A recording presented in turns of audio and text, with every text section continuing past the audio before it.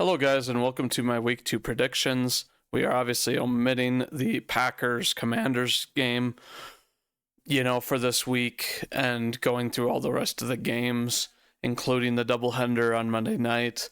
It is only week 2, so, maybe, some more is revealed about what teams are really legit or had bizarre week 1s. But without further ado, we're starting off with Jaguars Bengals. I am taking the Bengals this game. I think that they really kind of met a defense that is obviously still pretty good, and they always get off to a slow start type of thing.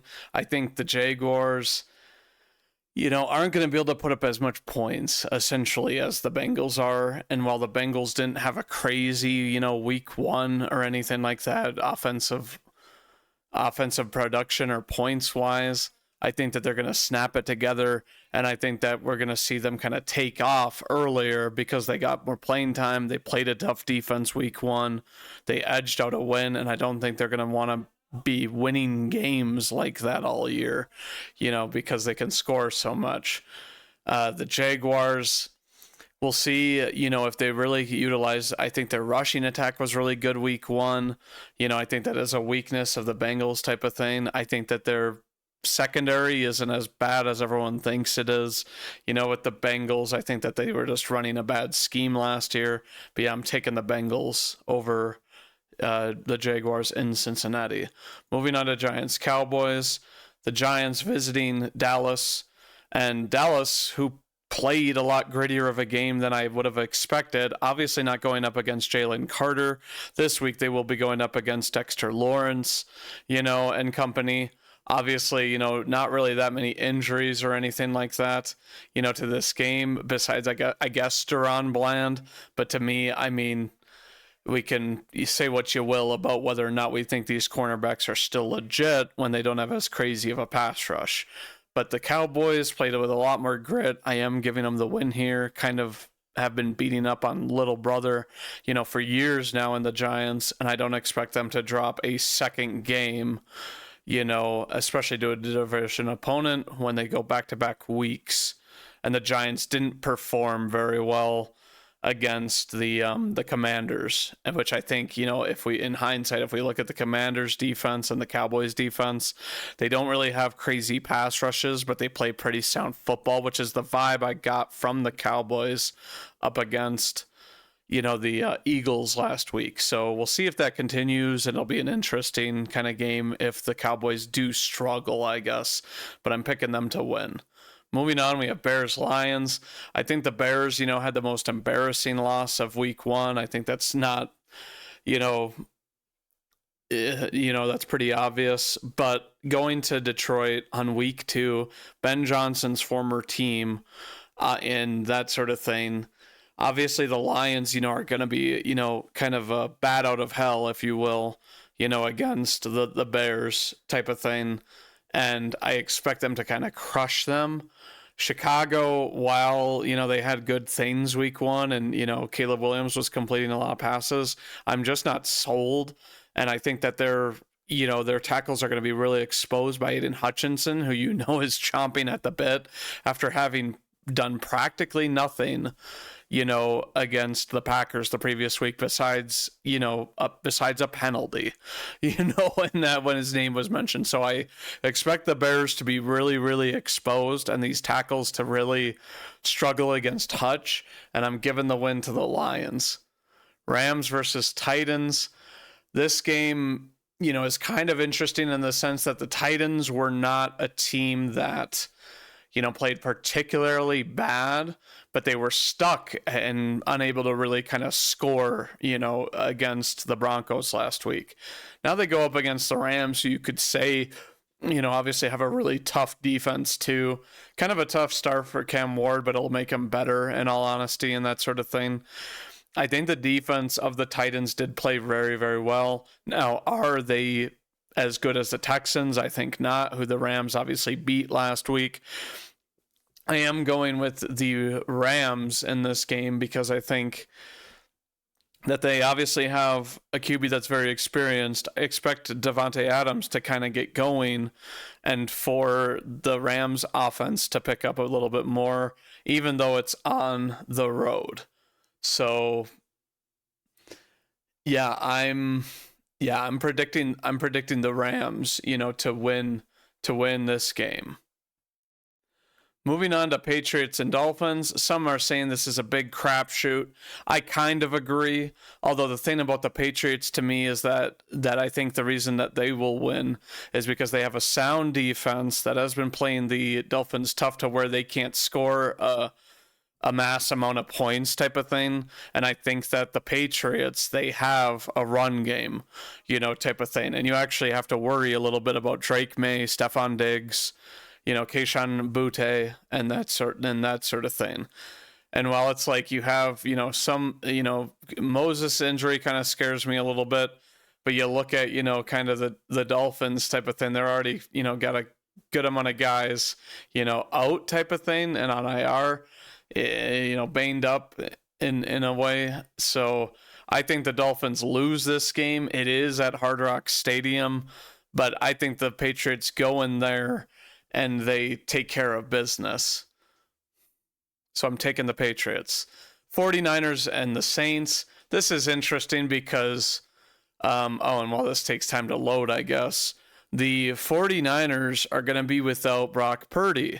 And live scores are experiencing some. Okay. Let me just click on the game. But I know that, they have announced that Brock Purdy is not going to be playing in this game. I'm sorry about, I guess, this problem that I guess we're having. Let me just pull up the preview on something, something else so I can look at it and, make this go away. Unless it actually comes up. Okay. So we have 49ers Saints. We'll just look at this, but I know that, you obviously don't have Kittle and you don't have Purdy. So you're literally looking at Ricky Pearsall, Christian McCaffrey, and then Jennings, as your guys. I don't know who their backup tight end is. I don't think I've seen him in years on this team. So it's like, while you have the talent to win, I think it does get a little bit harder when you have Mac Jones as your starter. Let's see if this loads. But my pick is still the Niners. Looking at this, I guess the game odds now are that the San Fran are only a 2.5 point lead. They are obviously, it is obviously in Caesars Superdome or whatever. Oh, there we go. It's at the Saints Stadium. I wonder, Rattler, a pretty average game right here, obviously, and that sort of thing. Kittle's on IR, Purdy is out. Jennings even has he has an arm injury, which does not, give me comfort type of thing. And then you look at the Saints who are healthy. So it's like maybe Kellen Mond does rally the troops and they get a really good game this game. But I do think that with, Bosa and the pressure and that sort of thing, that, it does have the chance to be a really close game. But,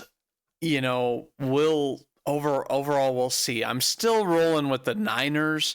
I think they'll make it happen. I think they still just have more talent type of thing, and they obviously, even though they played a game where they probably should have lost last week against the Seahawks, but I don't know, I don't know. This game to me is kind of a crapshoot because you're getting, brand new QB week 2, and it's like the Saints. I don't know. The promise is going to have to show itself before I'm really on their side type of thing.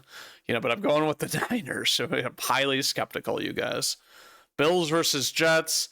I don't think this game really needs to be discussed. I'm going with Buffalo. While I think Justin Field and the Jets may still be able to put up a good number of points because but the Bills played, obviously one of the top offenses in the league, last week. And they were, and that sort of thing. So they're kind of battle hardened. And it's like, we're not going to see Justin Field turn into Lamar Jackson, this next week. If we do, then hey, I'm an idiot and I'll admit that, and that would be crazy. But yeah, I'm taking the Bills, who, have dominated the Jets for however many years. And I think it's kind of a no-brainer. Seahawks, Steelers. This game, to me, is kind of interesting. We have the Seahawks, who played a pretty solid game, but they had mistakes that ultimately led to them losing. The Steelers, Aaron Rodgers carried the game. He did very, very well. Obviously, in the game that they played against the Jets last week, he was getting sacked, on occasion and that sort of thing, surprisingly, despite the amount of points they put up and that sort of thing. I am going with the Steelers in this game because I think that they can, see 2-0, and they can really, really think positively of themselves. But it would not surprise me if the Seahawks were somehow able to really limit Rodgers, because the Steelers didn't have that much of a run game, and the Seahawks have good pass rushers, type of thing. And the Steelers struggled a little bit, obviously, on their O-line. Hopefully this next week, they make improvements, type of thing, or they're able to run the ball more, because I do think Jaylen Warren is more than capable. But I am going with the Steelers since it is in Pittsburgh and Seahawks are flying, obviously, across the country.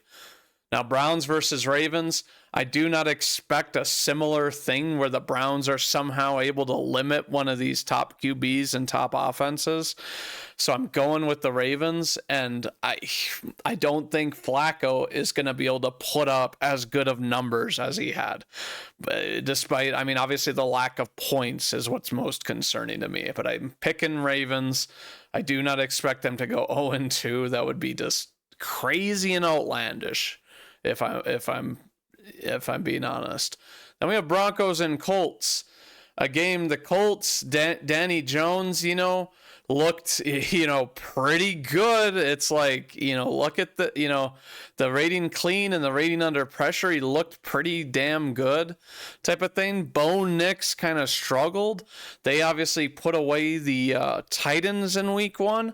And people want to say that the Titans didn't look very good and it was a pretty clean win. I don't agree. I think the Titans were kind of in that game and the Broncos were struggling.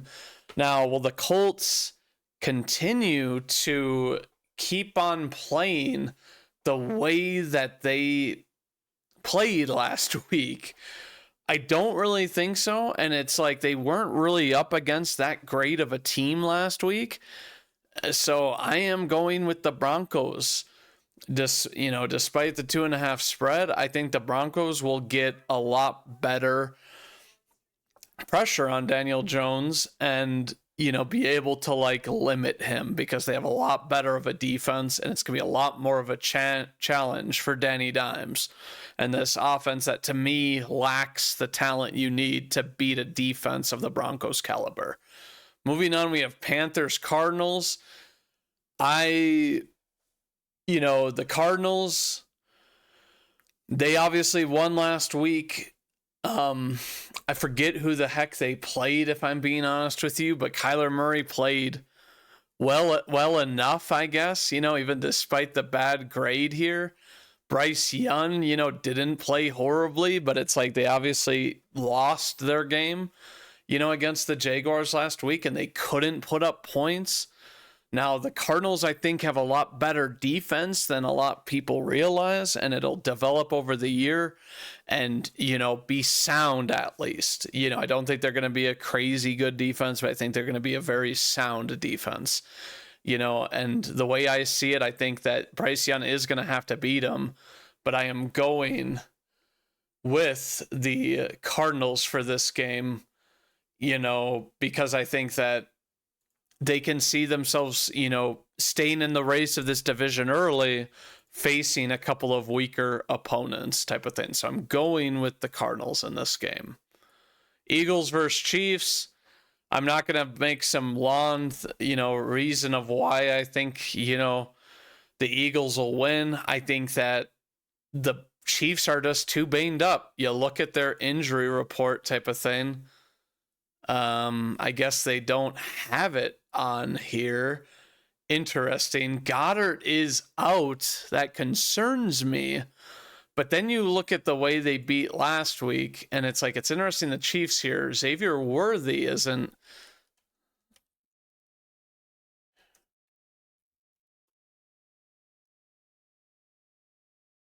So he's doubtful. So it's interesting. So here's my perspective on it. If he's doubtful, but he's not like listed type of thing, I don't think he's going to perform very well if he does play. And, you know, he did start to cook at the end of the Super Bowl. Could say it was garbage time, but I mean, there was guys covering him. It's not like it was free plays. But in any case, I think that Jalen Carter coming back is going to reinvigorate this, you know, this defense that did look average, I'll say, you know, against the Cowboys. You know, they looked like they could get exposed without top talent playing. So I think that, you know, the Eagles are going to play. I was, you know, maybe going to say it was a closer game, you know, even though it is in, you know, Kansas City. I don't think that, you know, you're looking at this game and you're thinking the Eagles are just going to somehow be beat, but it could go either way. I'm just picking the Eagles because I think that, hey, they really manhandled this team, and I think they're going to be pumped up to manhandle them again. Looking at the Falcons and the Vikings, the night game, it's in Minneapolis. The thing is that people want to give the Vikings and boast the Vikings, but it's, and I mean, I don't know what Brian Flores, the defensive coordinator, was doing on Monday night. You know, he was playing ultra conservatively type of thing, and it wasn't helping their defense or their identity. They need to be like an attacking, interesting scheme defense. And I think it is going to be hard for Penix, as we've seen, you know, and that sort of thing. So, you know, I am picking the Vikings to my dismay because I would like them to lose. But I just don't think that Penix is going to be ready to play a defense like Brian Flores. And I mean, if he messes around, then maybe it'll be like Monday night, but I just don't see it type of thing. And I think that, you know, the Falcons, they kind of proved that, hey, they're not able to close out games, and the Vikings just came off a win. Now, I don't think it's going to be hearts and roses for JJ McCarthy, like everyone will be swooning over him after this game, but he did come alive, and he really showed that he is a gutsy and accurate and, you know, work through problems quarterback, and it's gonna be at home, his debut at home, so it'll be a lot easier in that regard. So I'm going with the Vikings for this game. Moving on to Buccaneers Texans. The Buccaneers obviously won a close one against the Falcons, who we just talked about, and by all rights probably should have lost. Baker Mayfield looked like he would either hit the passes or he would completely miss them, you know, type of thing. But they won. And now they play a Texans defense that, to be honest, I think is going to be hard for them to play. Now, the difference, though, in this game to me is that Houston played, you know, they played the Rams last week, and the Rams were able to kind of limit the amount of scoring they were able to do and that sort of thing. Their O-line wasn't looking the best.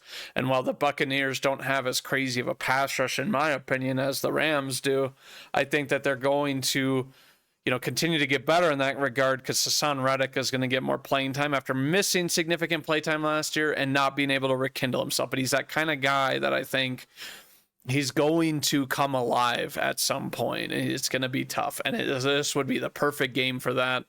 And the Buccaneers, you know, well, I think they do say that Godwin is practicing him. Well, I don't think they are going to play him because, you know, Igbuka looked very good, and obviously you still have Mike Evans.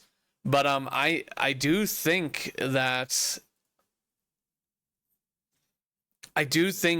you know, they're just overall going to be the more complete team with a better O-line, and Tristan Wirfs coming back, so their run game is going to be better, which they will need, you know, to be successful against this Texans defense, you know, that has a stacked secondary, and, has a couple of dynamic pass rushers, but it's also going to give Baker more time. So maybe with more clean time and that sort of thing, it's going to look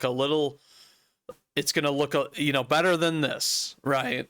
With Wirfs, who's arguably one of the best, if not the best left tackle in the league. So I am taking the Buccaneers in this game over the Texans. Chargers versus Raiders.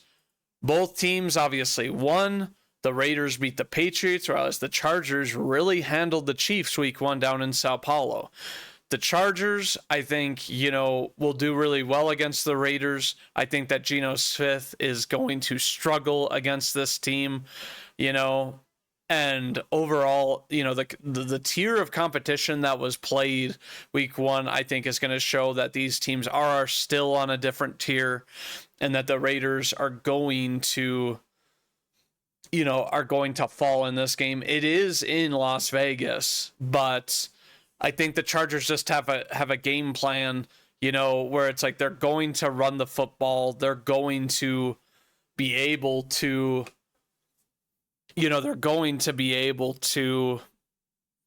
silence the crowd and win this game. So I'm going with the Chargers, and then we're on to the last Monday night game. Oh, wait, sorry. Oh, that's right. So Tampa Bay and Houston is okay. So in any case, with that being said, those are my picks.